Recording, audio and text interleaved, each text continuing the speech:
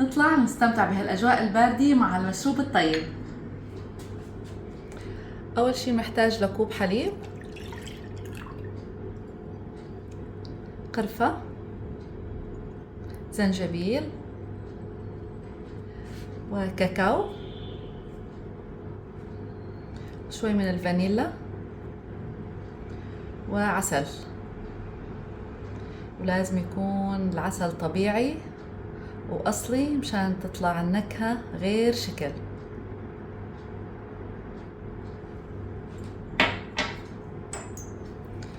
نعمل تحريكة على البارد تتجانس شوي المكونات قبل ما نشغل النار تحت الحليبات.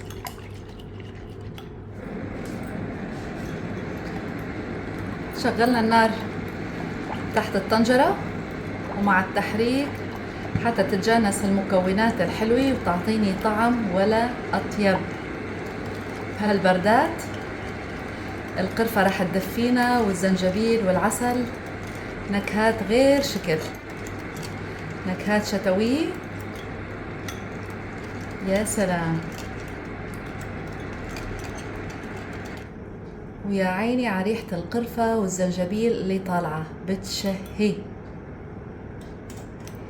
وهيك